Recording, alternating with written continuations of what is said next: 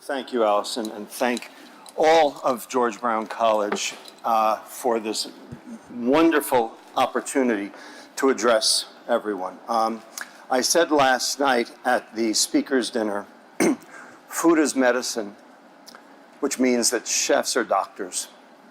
And if you look at it that way, hopefully everyone will come on board.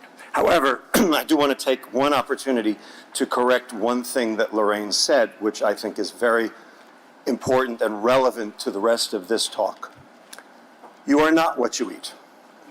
You are what you do with what you eat. And what you do with what you eat ultimately determines whether or not you get sick or not. And that's what we're going to focus on today. So, the title of this talk is Processed Food, an Experiment That Failed. Now, how many in the room have ever done science of any sort? Okay, quite a few, quite a few. So, you probably then know that 9 out of every 10 experiments are failures. Now, when you have a failure, what do? You have to determine, was it the hypothesis that was wrong? Or was it the procedure that was wrong? Or was it the interpretation that was wrong? And you have to go back and rethink it. Some of those experiments are actually grand social experiments like this one. Oh, sorry, I forgot that. That was my disclosure slide. My disclosure slide, I wrote a book. Okay, I take no money from the industry. Some of those experiments are social experiments like this one we have in the United States. I don't believe you have this in Canada. Okay, the question is this a success or a failure? Well, Time magazine determined, based on the outcome variables, that this was a grand social experiment that was deemed a failure. Now, I don't care what you think about the death penalty or not, but I do care what you think about processed food, and that's what we're going to talk about today. So imagine that everyone in this room, all of us, have actually been unwitting research subjects in a grand experiment of 50 years duration, posed by 10 principal investigators situated around the world, who all posed the following hypothesis. Processed food is better than real food. Now, how would you determine if that experiment was a success or a failure? Well, you have to look at the outcome variables. And for this experiment, those outcome variables are the following: consumption, health and disease, the environment, and finally, cash flow. And cash flow has 3 parts: to companies, to consumers, and to society. And we will deal with each of these in turn. Everybody understand the format of the talk? So here's how the experiment started. And I will tell you, I ate a lot of those Swanson TV dinners. Okay? Salisbury steak was my favorite. Yeah, you remember that one, do you? Okay. Well, unfortunately, this is what it looks like today, and all you have to do is walk through, the aisle at any supermarket, and all of this is very well known to you. And here are your 10 principal investigators there in the center, and you have heard of every single one of these. In fact, if you've heard of a food, it is one of these 10 companies, which control 90% of the food around the world. So, first we have to define, what do we mean by processed food?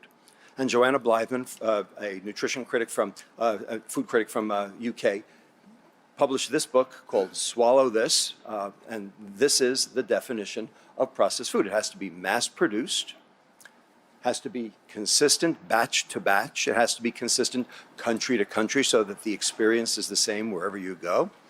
It is specialized ingredients from specialized companies. Virtually all the macronutrients have to be pre-frozen in order to be able to withstand long flights and shipping. That means the fiber has to be removed, and that's an extraordinarily important point because you can't freeze fiber. Prove it to you. Go home tonight, take an orange, put it in your freezer, take it out in the morning, put it on the counter, let it thaw, try to eat it, see what you get. You get mush, right? Why do you get mush? Because the ice crystals macerate the cell wall, allow all the water to rush in. Hey, food industry knows that. So squeeze it and freeze it, lasts forever. Can sell it forever. it becomes a commodity. That's the definition of commodity, is storable food. And when we went from food to commodity, that's where things changed, for just that reason. Okay? It has to stay emulsified, so that when you put the lasagna in the microwave, the fat and the water don't separate out under the heat. And it has to have a long shelf life or freezer life, otherwise depreciation's too high, costs go up, and then you've got a problem. Everybody with me so far? So that's the food engineering definition of processed food, but there's a nutritional definition of processed food as well. 3 things too little, 8 things too much. We're going to take them in turn. Not enough fiber. Now, fiber is what you throw in the garbage after you juice the drink, right? No. Fiber is actually the reason to eat the fruit in the first place. And the reason is because what fiber does is it forms a gel on the inside of your intestine, the soluble and insoluble fiber, and you need both. And of course, fruit has both. Forms a gel, and that forms a secondary barrier that prevents early absorption in the duodenum so that all of the calories don't reach your liver. And we're going to talk a lot about the liver today. And if you don't absorb them early, what happens? Number one, your blood glucose doesn't spike as high, therefore your blood insulin doesn't spike as high, which is important metabolically to keep yourself in yin-yang energy balance. And it also means that you're not going to absorb them early, which means they're going to go further down the intestine to the next part called the jejunum. And what's in the jejunum? The bacteria. Now the bacteria are not in the duodenum because the pH just changed. But they are in the jejunum. That's called the microbiome. You've all heard that term, I'm sure now. It's a hot term in medicine. So when you consume food with fiber, in other words, real food, you're feeding your bacteria. You're not feeding you, you're feeding your bacteria, and that's a good thing. So not enough fiber. Not enough omega-3 fatty acids. So these are heart-healthy, anti-inflammatory, anti-Alzheimer's. Well, where do you get omega-3s from? Fish, right? Salmon. Okay, but what kind of salmon? Wild salmon or farm salmon? Turns out, wild salmon. Because wild salmon do not make omega-3s. Wild salmon eat omega-3s. Well, what made the omega-3s? The algae. The salmon eat the algae, we eat the salmon. That's how we get them. We get them third hand. But if you're eating farm salmon, you might as well eat a steak. Micronutrients. So, vitamins, minerals, various other cofactors for metabolism like biotin, etc. You know, these are usually found in the fiber fraction. For instance, vitamin B1, thiamine, the first disease that was known to be a nutritional deficiency disease, beriberi, occurred in the Chinese when they started polishing rice because the thiamine was in the fiber fraction. And we learned that, and that's how we discovered the existence of vitamins. So when you remove the fiber, you remove a lot of the micronutrients. And then finally, 8 things too much. Too many trans fats. Now, trans fats are the devil incarnate. Trans fats are the single most dangerous consumable you can put in your body. Cyanide is a little more dangerous, but trans fats are next. Why? All right, the reason trans fats were put into the food is because bacteria can't digest them, because they don't have the enzyme to cleave the double bond, the trans double bond, because normal fatty acids are cis, not trans. So the bacteria would try to chew them up into 2 carbon fragments, and then they'd reach the trans double bond and they'd stop. So they couldn't grow on it, so that things that were made with trans fats could not go rancid. Witness the 10-year-old Twinkie. Well, guess what? Our mitochondria in our cells are refurbished bacteria. We don't have that enzyme either. So when we consume trans fats, same thing happens. You reach the trans double bond, that's it, and then they line your arteries and livers and cause heart disease, liver disease, and many other of the chronic metabolic diseases we know today. Now, in 2013, our FDA finally, after 25 years of basically screaming and jumping up and down and practically sitting on them, finally agreed that trans fats were not generally recognized as safe, and they are now being removed from the diet. Hooray. Finally, a nutritional win. Took a long time. Branched chain amino acids, leucine, isoleucine, and valine. These are 3 essential amino acids. You have to eat them. You can't make them. They are the primary components of muscle. So bodybuilders consume protein powder, which is virtually all branched chain amino acids. And if you're building muscle, that's a good thing to do. But what if you're not building muscle? What if you're a mere mortal like me? And you take in too many branched chain amino acids? There's no place else to store them except muscle. So what happens to them? They go to the liver. The liver takes the amino group off. They become alpha keto acids, enter the Krebs cycle, overwhelm the Krebs cycle, and the mitochondria have no choice but to take the excess, throw them off, and they get turned into liver fat. And we're going to talk again about liver fat at great length in just a few minutes. So that's one of the ways that meat could cause disease because of the excess branched chain amino acids. And so which kind of meat has that? Corn-fed beef, chicken, and fish. Grass-fed, not so much. So that's important too. Changes the composition of what you're eating. Omega-6 fatty acids. So these are pro-inflammatory. You need them or you will be eaten by the maggots, but you don't need so many of them. If you have a lot of them, you tend to induce a pro-inflammatory state because omega-6s are the precursors to a compound called arachidonic acid, which then leads to prostaglandins, which are a primary inflammatory mediator. Food additives of all sorts, red food dye number this, yellow food dye number that, et cetera, et cetera. I don't have to go into all those for you. Emulsifiers, this is one of my favorite. So, like I said, you need the emulsifiers to keep the microwave lasagna from separating out. Well, what are emulsifiers? They're detergents. They keep fat and water together. That's why you add the Tide to your laundry. Well, what happens if you add the Tide to your intestine? Think about it. There is a mucin layer that coats all the intestinal epithelial cells. That gets eaten away, and there are electron microscopy studies that show the bacterial apposition onto the intestinal epithelial cells, and that has been associated with various autoimmune phenomena in the gut, and possibly even food allergy. The fact that that mucin layer gets destroyed. So, what are some emulsifiers? Polysorbate 80, carboxymethylcellulose, and my favorite, perhaps yours too, carrageenan. Everybody heard of carrageenan? Okay, so where do you find carrageenan? In ice cream.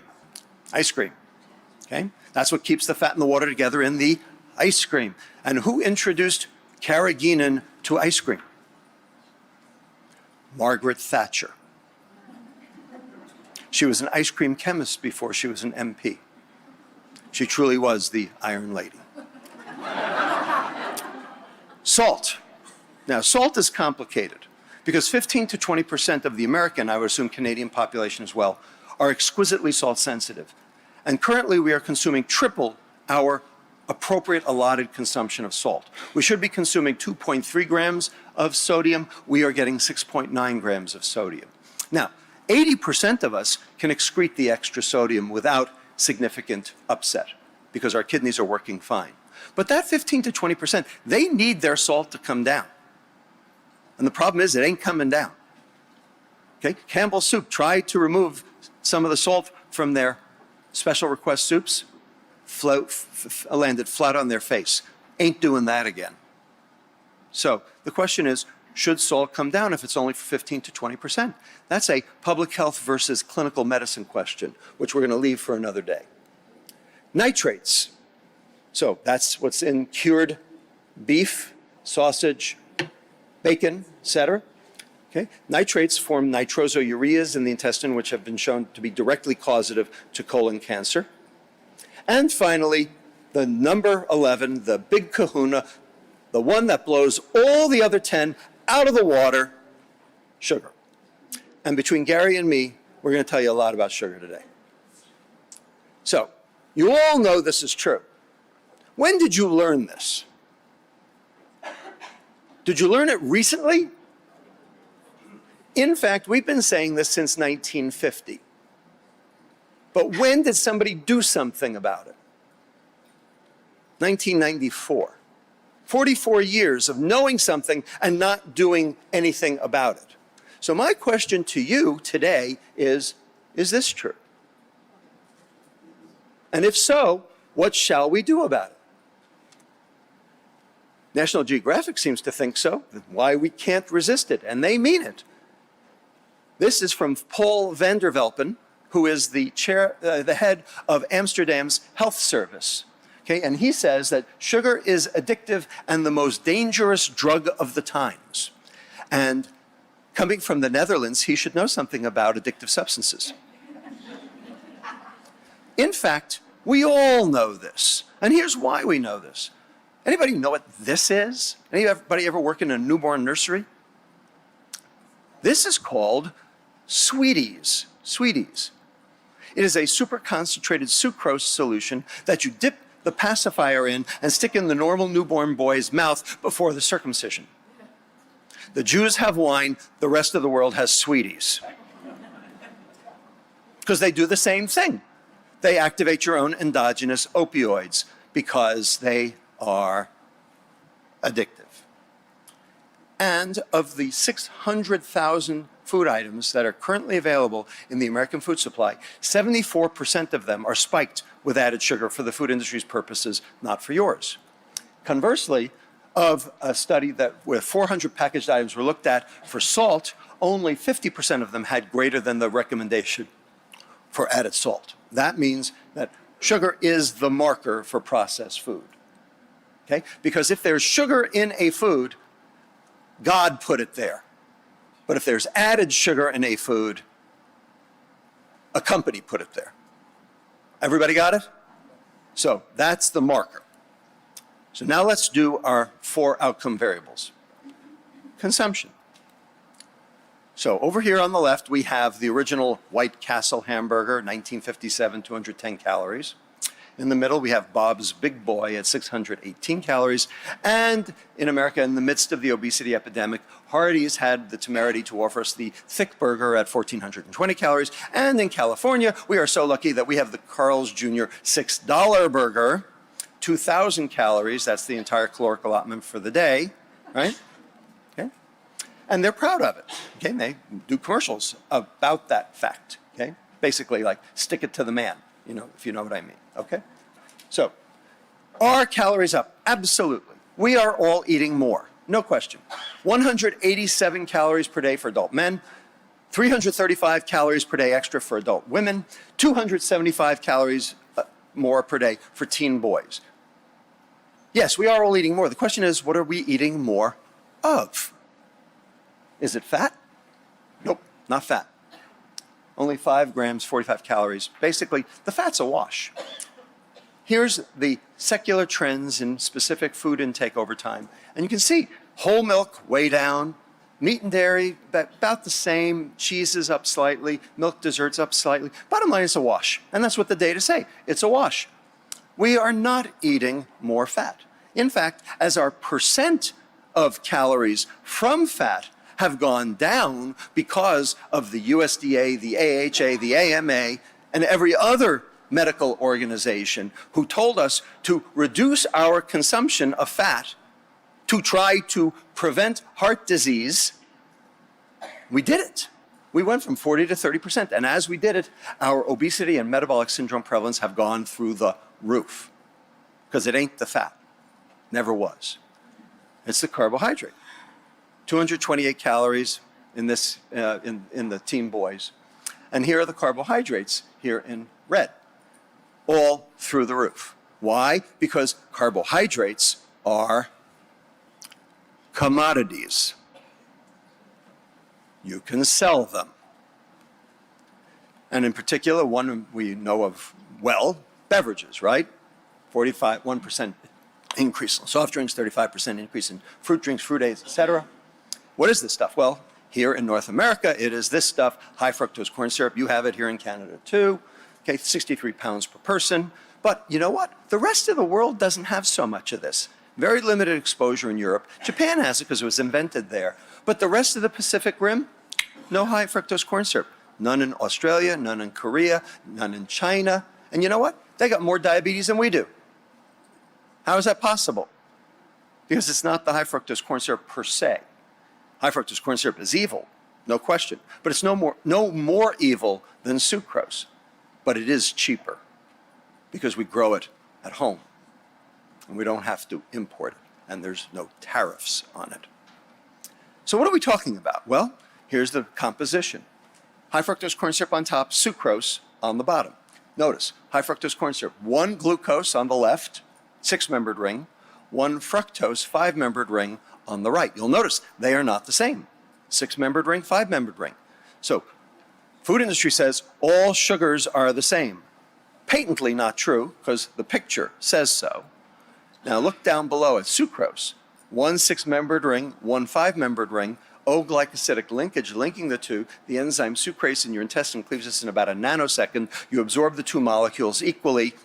Bottom line, it's a wash. They're the same. High fructose corn syrup, sucrose, they're the same. But because high fructose corn syrup entered in 1975, it provided competition for sugar. It made sugar cheaper. And then everyone could afford to put more in, especially as we went low fat. Everybody got that? Okay. So I call this slide very specifically the Coca-Cola conspiracy, and I mean it, and you'll see why. Over there, 1915, the original bottle out of Atlanta, first one being sold nationally, 6.5 ounces. If you drank one of those every day for a year, that would be worth 8 pounds of fat per year. Then, 1955, the next size up after sugar became plentiful after World War II's rationing, 10 ounces, first ones found in vending machines. Okay, that would be worth 13 pounds of fat. Then came the ever ubiquitous 12-ounce can in 1960, that's worth 16 pounds of fat. And over there is the single unit of measure in America today, the 20-ounce. Okay? Now, anybody know how many servings are supposed to be in that bottle? 2.5 8-ounce servings. Anybody know anybody who gets 2.5 8-ounce servings out of that? That's a single serving. Okay? That's worth 26 pounds of fat. And then in the middle, we have the 7-Eleven Big K Thirst Buster Big Gulp, whatever you want to call it, 44 ounces. That's worth 57 pounds of fat per year. So you'd say, well, QED, we're done. Here you go, right here. That's the problem. Not so fast. There's more. Way more. So if you look at what's happened to our sugar consumption, our ancestors getting fruits and vegetables out of the ground in like the 1800s, and the occasional honey, got about 4 pounds of sugar per day. We peaked at around 110, 120 pounds of sugar per day. We have gone down slightly because of the obesity epidemic. We've reduced by about 10%. But you can see what's gone on, and you can see where processed food entered the sphere. Okay? Everybody with me so far? So, consumption, way up. No argument. All right, time for the next variable, health and disease. So this is from the New England Journal of Medicine a couple of years ago. And what we're looking at are things that are preventable that contribute to health and disease. And what you'll notice is smoking, down. Blood pressure, down. Cholesterol, down. Activity, up. We should be reaping a health benefit, but we are not. If anything, we have a health deficit. And why is that? Because obesity is up and diabetes is through the roof. It's quadrupled since the 1970s. Diabetes used to be a disease of over 65 people, and now it is a disease of 8-year-olds. And in America, we're going to knock all those diabetics off the rolls. This is the head of management and budget, Nick Mulvaney, saying specifically that we're taking diabetics off the rolls because we can't afford them. So here's the problem. In America, at least, I don't know if you had it here in Canada, probably during a Blue Jays game, you probably saw this commercial for Coca-Cola in 2013 called Coming Together. Okay, it's a 2-minute video, and this is a direct quote from that video. Beating obesity will take action by all of us based on one simple common sense fact. All calories count. no matter where they come from, including Coca-Cola and everything else with calories. So according to them, you can get your calories from carrots, or you can get your calories from cheesecake, or you can get your calories from Coca-Cola, or you can get your calories from kumquats. Doesn't matter. If you eat more than you burn, you will gain weight. If you eat less than you burn, you will lose weight. Therefore, it's about energy balance. Therefore, it is about calories in, calories out. Therefore, it is about diet and exercise. Therefore, it is about two behaviors. Therefore, if you're fat, it's your fault. Therefore, any calorie can be part of a balanced diet. Therefore, don't pick on our calories, go pick on somebody else's calories. All of those mantras, which you have heard from everyone, including your government, are based on this premise that a calorie is a calorie.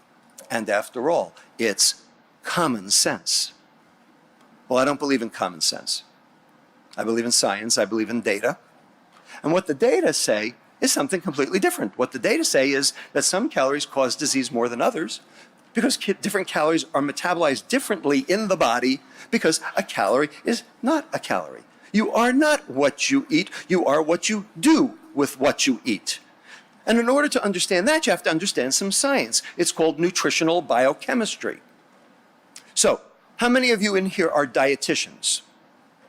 You learned about counting calories. Day one. I am here to tell you that you can throw that away now. Because if you count calories, you are part of the problem, not part of the solution. And I mean that very specifically. And I will hunt you down. And here's why. Back in the 1970s, we had a little war going on in nutrition. Not like we don't have one now, but we had one then. And there were these two guys at the top of the two camps, if you will.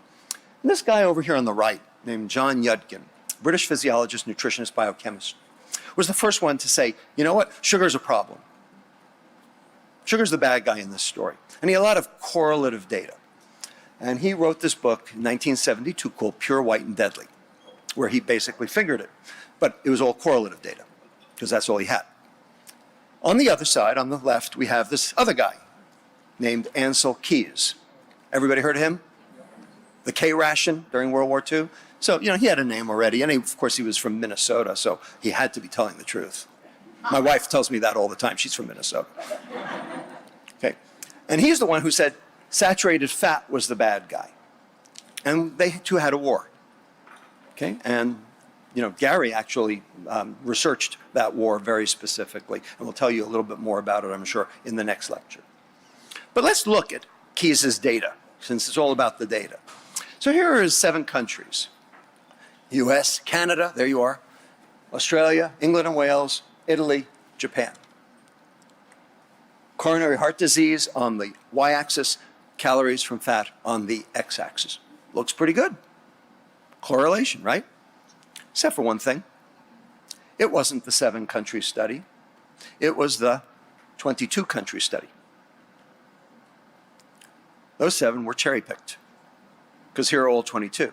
Now, there's still some sort of relation, but it's not nearly as tight, is it? And he left out the outliers. The Maasai, the Inuit, the Rendili, the Tokelau tribes, they eat blood and meat and milk. There's not a carbohydrate to be found in their diet. And they have the lowest incidence of heart disease on the planet. Well, how do you explain that if it's about saturated fat? In fact, others, not just doctors, have come to this conclusion that there's a problem, that we've made a mistake. In fact, this report from Credit Suisse came out last year, September 2016, called Fat, the New Health Paradigm. And this is their decision. I had no input to this whatsoever. A high intake of omega-6 fats, vegetable oils, has not been proven as beneficial for our health, and trans fats have been shown to have negative health effects. The higher intake of vegetable oils and the increase in carbohydrate consumption in the last 30 to 40 years are the two leading factors behind the high rates of obesity and metabolic syndrome in the United States. Saturated and monounsaturated fats are not. Okay? They looked at the science themselves, not influenced by any corporation, and came up with this determination. A bank did this. Okay? And now we have the smoking gun, and I'll show you it to you in a minute. So let's look at this question of sugar and metabolic disease that Credit Suisse has so aptly pointed out. Over here we have a histogram of the NHANES database in America. You know what that is, right? Nutritional Examination Survey. And this histogram depicts the percent of calories in the diet as added sugar. So it's control for calories because it's a percent. And the median of this histogram is at 18%. And this goes over 20 years, 1988 to 2006. The red line going through the center is the hazard risk ratio for heart disease death, dying of a heart attack for that same population over the same period of time. And the inflection point of that graph is 15%. So what does that mean? That means that more than half the US population has an increased risk of dying of a heart attack because of their added sugar consumption, exclusive of calories. And if you happen to be out on the right end of that, you'll notice that the hazard risk ratio is 4. So if you're consuming 30 to 32% of your calories as sugar, which our teenagers are doing, you're going to fourfold more chance of dying of a heart attack. So if you think we have a health crisis now, wait till all the gurneys, okay, at Toronto General are filled with heart attack victims in their 40s. Okay, and let's see if you can get medical care. We've already basically said we're throwing those people out. You're going to have to throw them out too, soon. This is from the EPIC Interact studies. This is the Europe version of the NHANES, asking the question, do sugared sweetened beverages, SSBs, predict diabetes rates? And you'll notice the red box. So adjusted model plus EI, energy intake, so that's calories, plus BMI, that's obesity. So adjusted for calories and obesity, each sugared beverage consumed per day increases risk for death by 29%. And in America, we're not consuming 1 sugar beverage per day, we're consuming 2.5 on average. So take that number up to 68% increased risk of diabetes. Here are 2 meta-analyses. The top one for sugared beverages like soda, the bottom one for fruit juice. And you'll notice that when you adjust for adiposity, they do not cross 1, they do not cross identity, which means that they're statistically significant. Fruit juice statistically significantly correlates over time with diabetes rates. But fruit juice is healthy. It's got vitamin C. Take a friggin' pill. The reason fruit is healthy is because it has fiber. Fruit juice doesn't. Everybody got that? So throw your smoothie machines away, people. This is a study that we did. My grad student, who was my dietitian, Luis Rodriguez, we took the NHANES adolescent database and determined what percent of their people's calories, adjusted for adiposity, came from sugar in all their foods. And we divided them up into quintiles. The reference quintile is the first quintile at 30 grams per day of added sugar. And you can see as the quintiles go up, the risk for metabolic syndrome goes up tenfold in adolescence. We also looked at the Food and Agriculture Organization statistics database. So for the whole world, over a decade, 2000 to 2010. We looked at line items. We looked at total calories. We looked at fruits excluding wine, meats, oils, fiber-containing foods, dairy, and sugar crops and sweeteners as separate line items. Calories per person per day, per country, per year for a decade. We then melded that with the International Diabetes Federation statistics database for diabetes prevalence, country by country, year by year, for the same decade. And then we melded that with the World Bank Gross National Income Database to control for the 5 confounders: poverty, urbanization, aging, physical activity, and obesity, to ask the question, what about the world's diet predicts diabetes? Answer, only sugar. Nothing else, not total calories. Total calories were nothing. If any country had an extra 150 calories per person per day in their country, diabetes prevalence went up a total of 0.1%. Nothing. But if those 150 calories happened to be a can of soda instead, diabetes prevalence went up 11-fold, 1.1%. And again, in America, we're at 2.5 times that much, so take it up to 2.4%. Since we have a total diabetes prevalence of 9.3%, that means that 29% of all the diabetes in America today, this minute, are due to sugar and sugar alone. You want something to do? There's a good place to start. And now we have causation, true causation. Because what we did in this study, this was the first paper, now we have 3. What we did in this study was we took 43 children out of our clinic at UCSF, our obesity clinic, with metabolic syndrome, Latino and African American, so poor kids, eating a crappy diet. And what we did was we figured out what they were eating at home, and we studied them on their home diet. And then, for the next 9 days, we catered their meals. No added sugar. We still gave them fruit, but no added sugar. And we didn't give them funky food, we gave them food right out of Safeway. Okay, we gave them processed food, we gave them crappy food. Okay, we took the pastries out, we put the bagels in. We took the sweetened yogurt out, we put the baked potato chips in. We took the chicken teriyaki out, we put the turkey hot dogs in, okay? Crappy food. Not even fiber-containing food, just no added sugar food. Now, if you're going to do that, you're going to reduce their calories by 350 to 400 calories per day, in which case they're going to lose weight, in which case then they'll get better, in which case then all your critics will say, well, of course they got better, they lost weight. So what we did was we gave them those calories back as starch. Got it? Calorie for calorie, the same, no change in weight. A fructose for glucose exchange to get the fructose out of the diet. But we increased the glucose.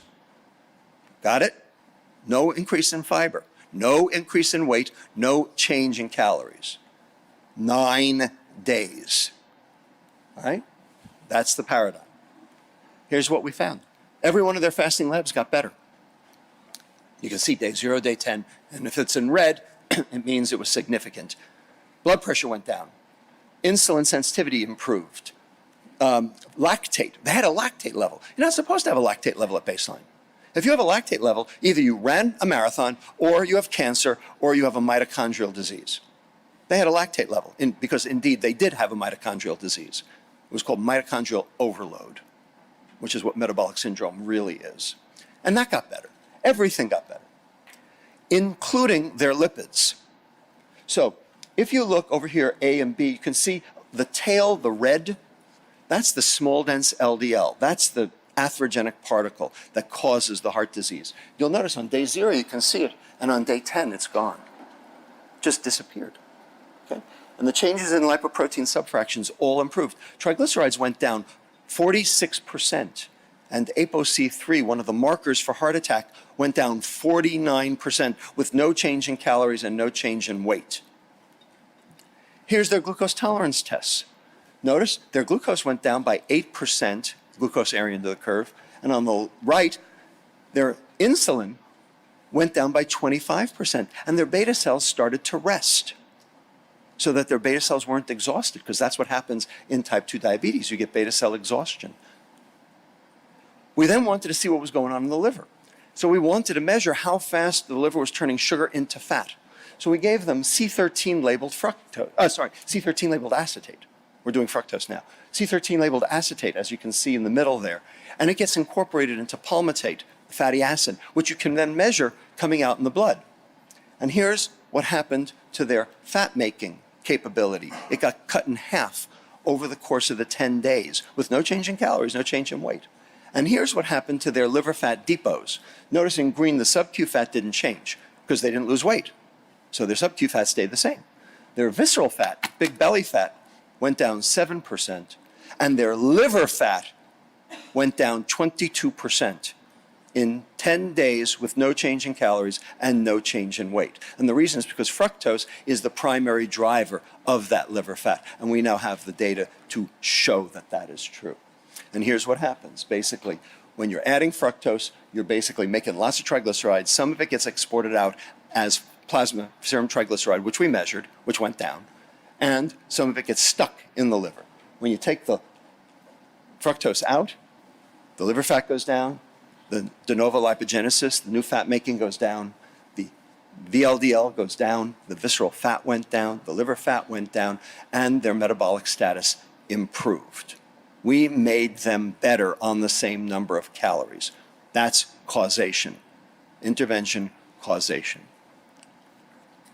So we have the data for 4 diseases. Sugar, causative for 4 diseases. Diabetes, heart disease, fatty liver disease, and tooth decay.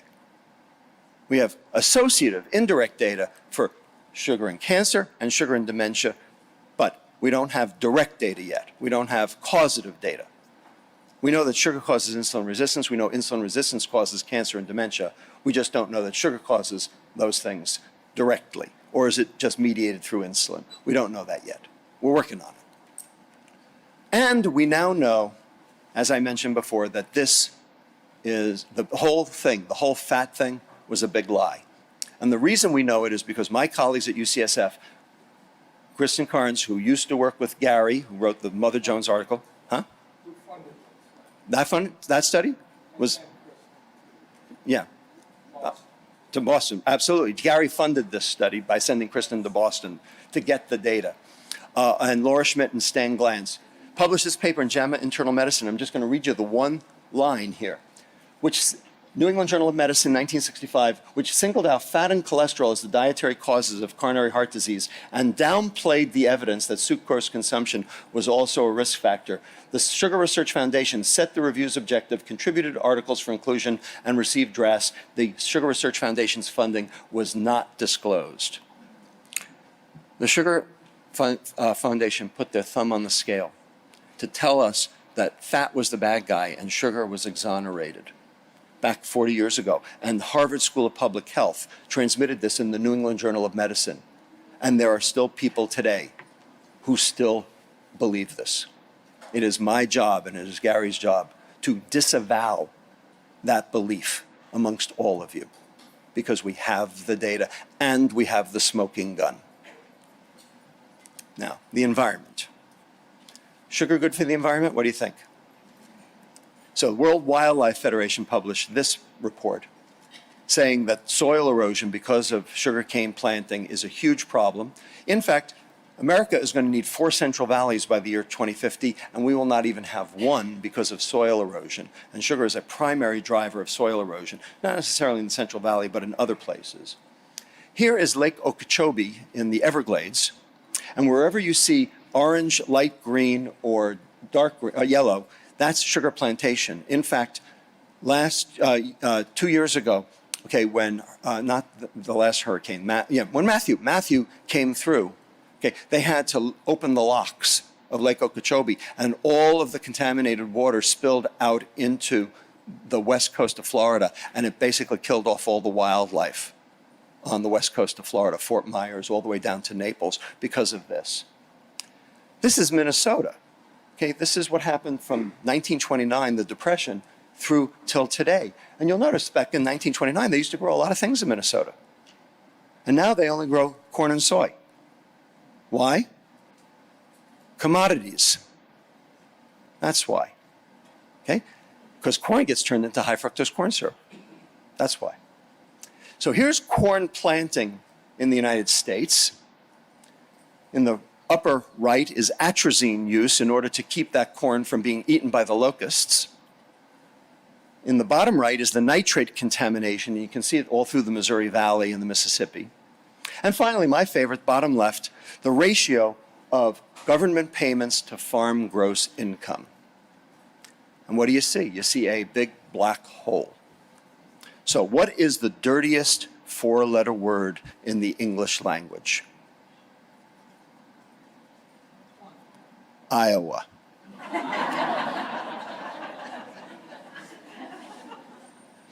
Because Iowa is the first presidential caucus. Okay, and until Donald Trump, you couldn't win the presidency without winning Iowa. He's pretty unusual. All right. In addition, when you do this, you get resistance. You get superweeds. And you can see how the superweeds have gone up. Now, if you think this is good for the environment, I got a bridge to sell you. Okay, this is a really big problem. And finally, last one, cash flow. Start with companies. This is Gary's picture from the Mother Jones article of how our food dollars have been reallocated over the 30 years of this disaster, 82 to 2012. Meats down 10% because we were all told to go low fat. Fruits and vegetables, notice exactly the same, no change, no difference. Now, we're always told we don't eat enough fruits and vegetables, and that is true. We don't, but we never did. Ain't new. But we didn't have this problem then, but we sure as hell have it now, because it ain't about the fruits and the vegetables. So promoting the fruits and the vegetables, I mean, okay, but don't think somehow that that's somehow miraculously going to fix this problem, because it ain't, and it hasn't, and it won't.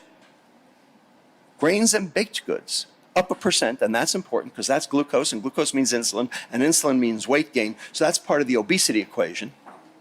Dairy products, down 2.5%, because now we're all lactose intolerant. I know I am. And lastly, the big kahuna, processed foods and sweets, 11.6 up to 22.9%, a doubling in the span of 30 years. That's what changed, and that's where the action is, and that's where the data say the problem is. So we have the epidemiology, we have the mechanism, we have the results, we have the intervention, we have the smoking gun. What the hell more do you need? But the food industry is doing quite well. So here's the S&P 500 in blue. And here's the stock price for McDonald's, Coke, and Pepsi. And you notice there's the economic downturn of 2008 over there, and they weathered that very nicely. They're doing quite well, thank you, right? And here's Hormel, ConAgra, ADM, Procter & Gamble, Kraft, and ConAgra, all doing better than the S&P. Want to make money? Invest in a food company. But guess what? Now the word is out.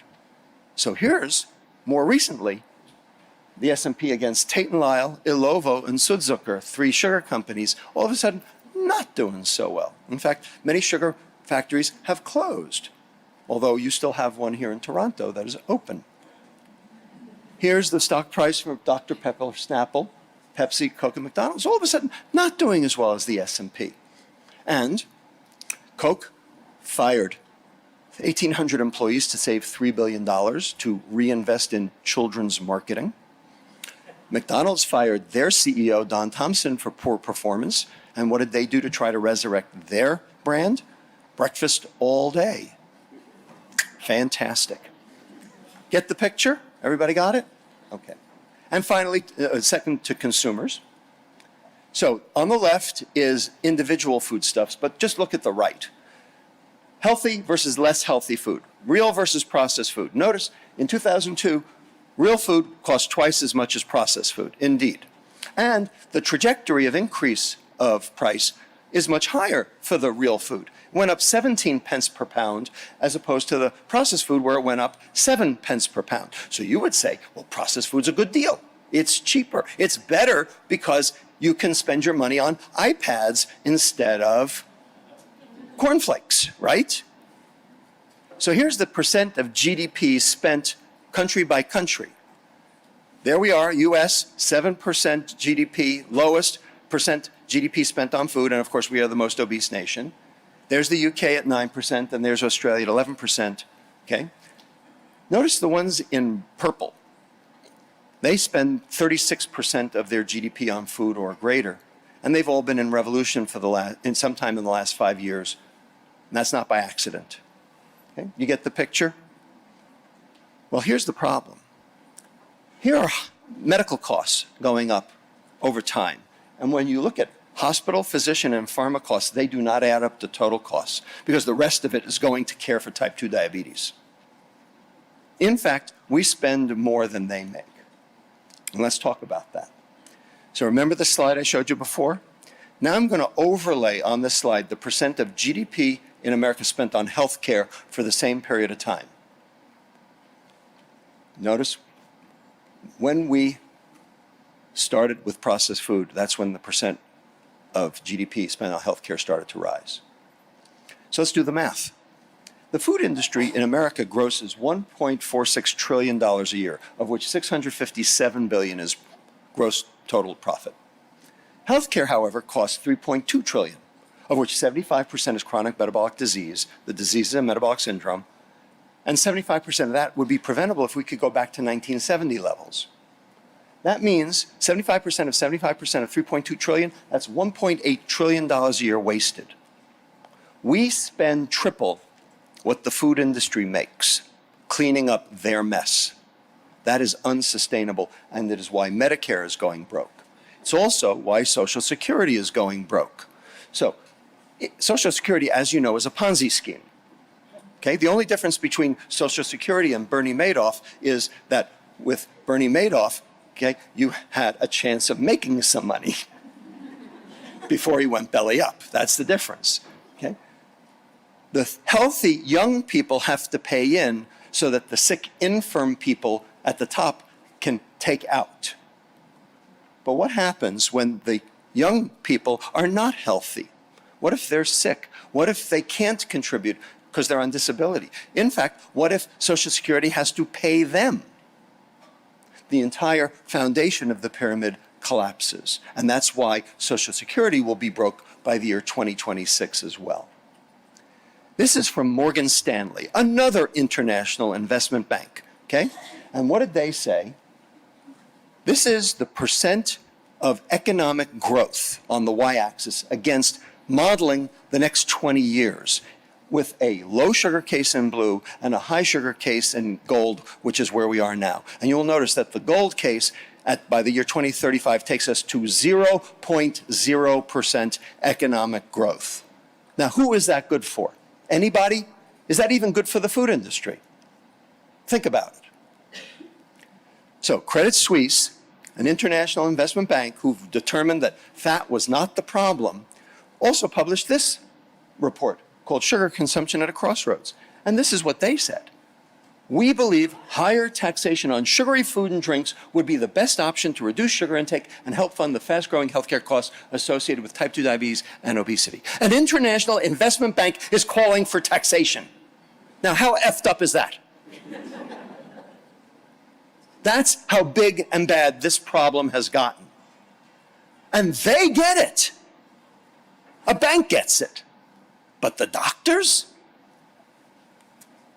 In fact, we have modeled how much money and how many lives we could save if we could reduce sugar consumption by either 20%, which could be achievable with taxes, or by 50%, which would be achievable if we actually adhered to USDA guidelines.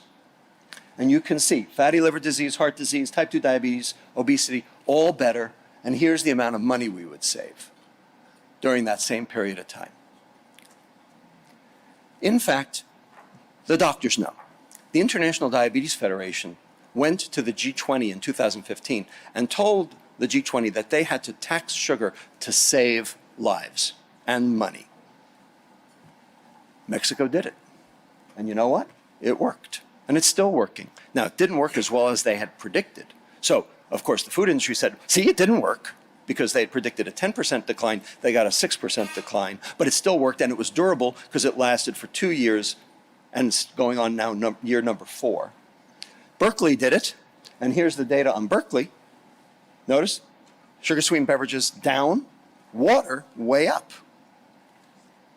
And the UK has announced sugar tax going into effect next year, unless Brexit ruins that.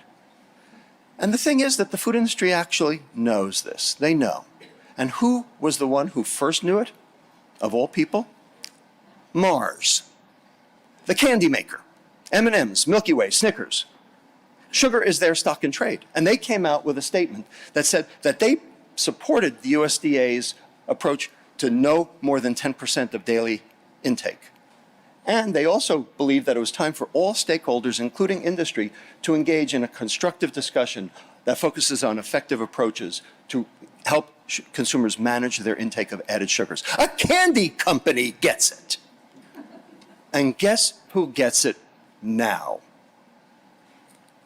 Coca-Cola. They themselves have now admitted a calorie is not a calorie. So all you dietitians who are still doing math, I'm hunting you down. This is about science. This is not about math. It never was about the math. And if you're doing math, you're part of the problem, not part of the solution. Fix it. So imagine the past 50 years have been this grand experiment. The hypothesis processed food is better than real food. Let's look at the scorecard. Consumption, way up, no argument. Health and disease, a complete and utter disaster. In fact, if this had been a research protocol, it would have been stopped decades ago by the IRB because of the deaths. Environment, huge problem. Superweeds, Iowa. And cash flow to companies, good previously, not so good now. For consumers, short-term gain for long-term pain, because diabetes costs more than soda. And for society, 0.0% economic growth. Processed food is an experiment that failed. You are chefs. Food is medicine. That means that chefs are doctors. And you need to think of it that way, and you need to practice it that way. What are you feeding your clients? Because they'll keel over because of what you fed them, unless you're careful. There's only one answer: real food. Real food works. Real food has worked for millennia. It's only in this little experiment that things went awry. At UCSF, we put our money where our mouth is, and we have taken sugar beverages off campus, called the UCSF Healthy Beverage Initiative. We have a toolbox that can help any institution do the same to get rid of sugar beverages. Remember, where did smoking disappear first? Hospitals, because we have to model good behavior for the patients. So we've gotten rid of sugar beverages. I advise you to do the same, and you can, and we can help you. Number two, proposal number two. Let's call type 2 diabetes what it is: processed food disease. Now that would be an educational moment, wouldn't it? You have processed food disease. Think maybe somebody might actually change what they did if you told them that? Yeah, because diabetes is an Egyptian word, means siphon.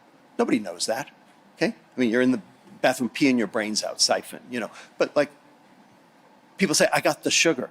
They don't even understand what that means, because there are two definitions of sugar, right? Blood sugar and dietary sugar. And they are confused on purpose by the industry for their own purposes, because the food industry says you need sugar to live. No, you don't.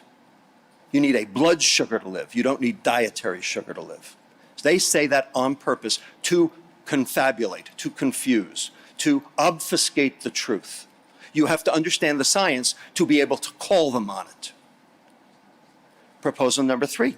Let's get rid of subsidies. There's no economist on the planet who believes in subsidies anyway, because they distort the market. Let the market work.